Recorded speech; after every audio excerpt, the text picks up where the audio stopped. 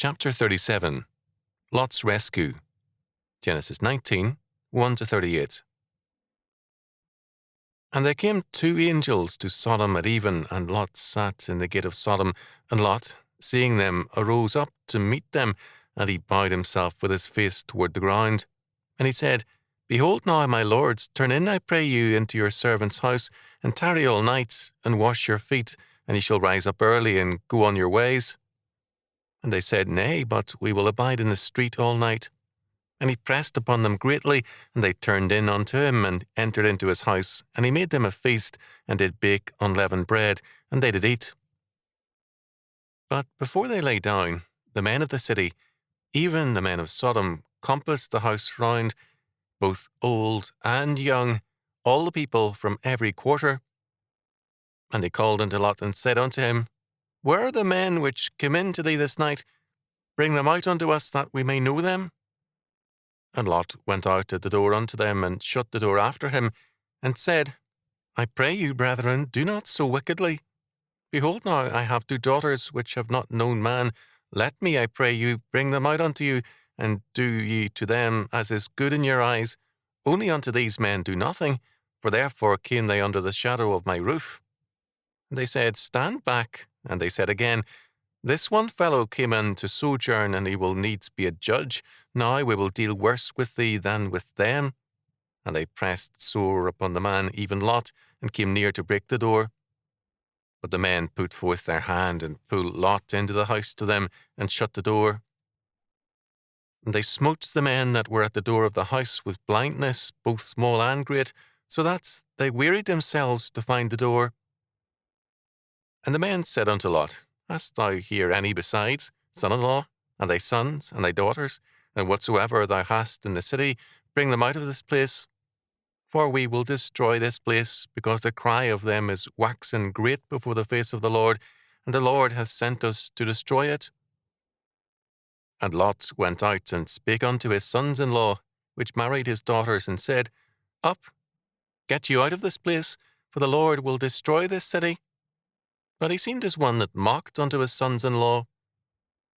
And when the morning arose, then the angel hastened Lot, saying, Arise, take thy wife and thy 2 daughters, which are here, lest thou be consumed in the iniquity of the city. And while he lingered, the men laid hold upon his hand, and upon the hand of his wife, and upon the hand of his 2 daughters. The Lord being merciful unto him, they brought him forth, and set him without the city.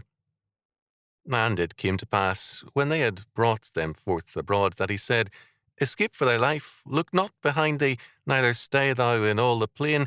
Escape to the mountain, lest thou be consumed. And Lot said unto them, O not so, my lord. Behold now, thy servant hath found grace in thy sight, and thou hast magnified thy mercy, which thou hast showed unto me in saving my life, and I cannot escape to the mountain, lest some evil take me, and I die. Behold now, the city is near to flee unto, and it is a little one. O let me escape thither. Is it not a little one? And my soul shall live. And he said unto them, See, I have accepted thee concerning this thing also, that I will not overthrow this city, for the which thou hast spoken. Haste thee, escape thither, for I cannot do anything till thou be come thither. Therefore the name of the city was called Zoar. The sun was risen upon the earth when Lot entered into Zoar. Then the Lord rained upon Sodom and upon Gomorrah brimstone and fire from the Lord out of heaven. And he overthrew those cities, and all the plain, and all the inhabitants of the cities, and that which grew upon the ground. But his wife looked back from behind him, and she became a pillar of salt. And Abraham gat up early in the morning to the place where he stood before the Lord, and he looked toward Sodom and Gomorrah, and toward all the land of the plain, and beheld, and lo, the smoke of the country went up as the smoke of a furnace. And it came to pass, when God destroyed the cities of the plain, that God remembered Abraham, and sent Lot out of the midst of the overthrow, when he overthrew the cities in the which Lot dwelt. And Lot went up out of Zoar, and dwelt in the mountains, and his 2 daughters with him, for he feared to dwell in Zoar, and he dwelt in a cave, he and his 2 daughters. And the firstborn said unto the younger, Our father is old, and there is not a man in the earth to come in unto us after the manner of all the earth. Come, let us make our father drink wine, and we will lie with him, that we may preserve seed of our father. And they made their father drink wine that night. And the firstborn went in and lay with her father, and he perceived not when she lay down, nor when she arose. And it came to pass on the morrow that the firstborn said unto the younger, Behold, I lay yesternight with my father. Let us make him drink wine this night also, and go thou in, and lie with him, that we may preserve seed of our father. And they made their father drink wine that night also. And the younger arose and lay with him, and he perceived not when she lay down, nor when she arose. Thus were both the daughters of Lot with child by their father. And the firstborn bare a son, and called his name Moab. The same is the father of the Moabites unto this day. And the younger she also bare a son, and called his name Ben-Ammi. The same is the father of the children of Ammon unto this day. Genesis 19, 1-38. This chapter is grim reading because we see man in his depravity and also in his weakness and vacillation. The three strangers are now two. God leaves the two angels to rescue Lot and bring on the judgment, or at least announce it. 2 Peter 2, 4-8 refers to this chapter, but it singles out Lot for praise. He is called just Lot.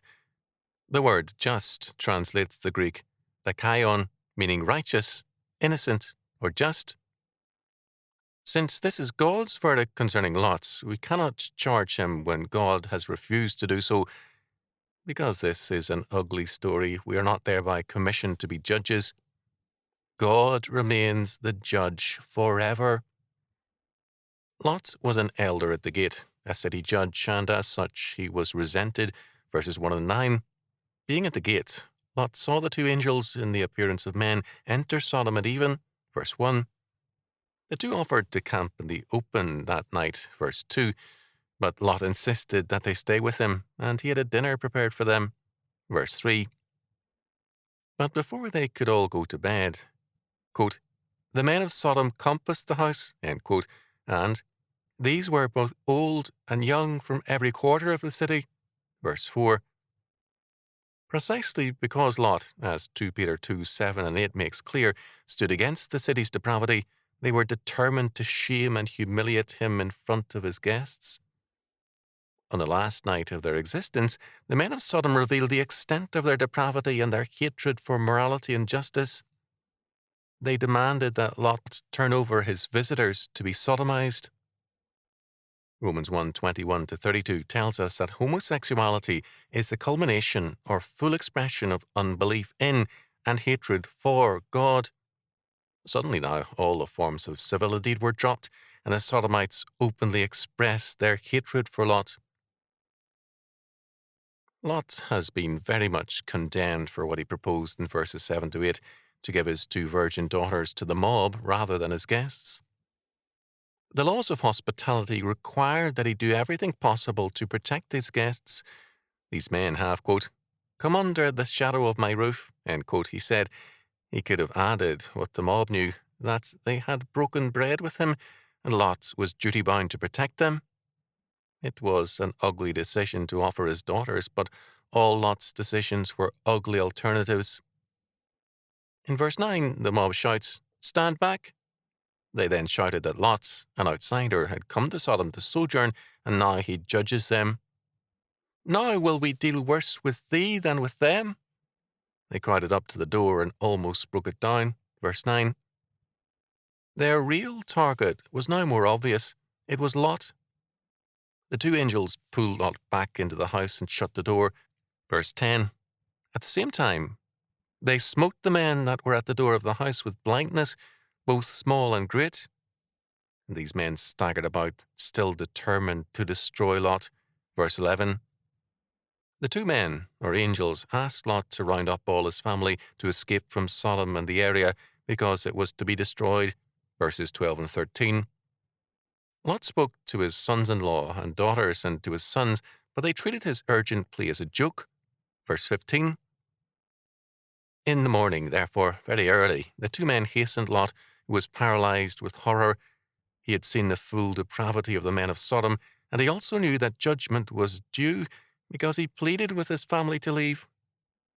The two men took charge and led Lot, his wife, and his two unmarried daughters out of the city. Verse 15.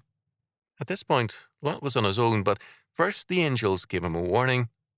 He was to leave the entire area and head for the mountains to escape for his life. Verses 16 and 17. Otherwise, he would be consumed by the fiery end of the cities of the plain. Lot had no doubt been awake all night, and he was exhausted, so he pleaded, after thanking them for their mercy, verse 19, for permission to rest at Zoar, verses 20 to 23. This was to be a stop in their flight. It was fully daylight when they reached Zoar, verse 23. The name Zoar means small in Hebrew. The angels promised to withhold judgment on the cities of the plain until Lot was safely in Zoar, verse 22. This fact should make us hesitate to condemn Lot. Granted, it was Abraham's plea that was the primary cause. All the same, we must recognize God's regard for Lot. Will God ever spare a city for your sake or mine? Then, Lot being in Zoar, God rained fire and brimstone on the cities and all the plain, verses 24 and 25. Early that morning, Abraham, knowing that God would destroy those cities, looked toward the plain and saw the smoke, verses 27 and 28. Meanwhile, Lot's wife, not sharing his faith and apparently contemptuous of the warnings given, verse 26, looked back or lagged behind in order to return to her home. The explosions reduced her or oxidized her to a charred pillar. Lot, however, was protected because of God's promise to Abraham, verse 29. Apparently, on the next day, Lot left Zoar for the nearest mountain together with his two daughters. He was afraid to remain in Zoar. A cave was located as a temporary dwelling place, verse 30. Her of the two daughters then assessed the situation from her perspective. Her conclusion was, first, that Lot, their father, was old. This meant there was little likelihood of marriage for them. Lot's wealth was gone, also his wife, sons, and other daughters. Who would marry either of the two exceedingly poor girls? Second, they believed that their father was a good and important man. They saw it as important that Lot's line did not die out. They were thus girls with a good respect for their father.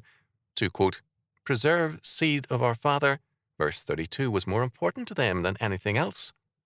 Third, the plan proposed by the elder sister and accepted by the younger was to use their supply of wine to get their father drunk and to lie with him. This they did, the elder the first night, and the younger the second night. The exhausted and intoxicated or drugged Lot was unaware of what the girls did, verses 33 to 35. Thus the girls became pregnant by their father. At this time, the genetic pool was so diverse that incest did not have the serious consequences that appeared later. It was not forbidden until the time of Moses, although it was practiced for many subsequent centuries in other cultures. The horror of it rightly developed as the consequences became apparent in later eras. The firstborn daughter's son was named Moab, meaning from the father. The other girl's son was named Ben-Ami, son of my people, and from him the Ammonite people developed. Verses 37 and 38. What is clear from the narrative is that neither daughter tried to conceal what she did. The names given to their sons indicate this. Although arguments from silence are tenuous at times, in this instance we have no record of other children born to these girls. Their concern was to perpetuate their father's seed and no more. The Bible records this without blame or praise. We cannot justifiably read our own reactions into the narrative. A note about incest. The Renaissance era apparently saw extensive incest by fathers with daughters. If Brantôme's comments are correct, certainly the extensive and deliberate inbreeding for dynastic purposes by the royal families of Europe was a considerable factor in their decline and fall. In recent years, incest has become more common in a certain element of modern society as a means of expressing contempt for God and His law. Some have urged its legalization as a part of the process of de-Christianization. In the incident with Lot's daughters, the motivation, whether erroneous or not, was the preservation of Lot's line.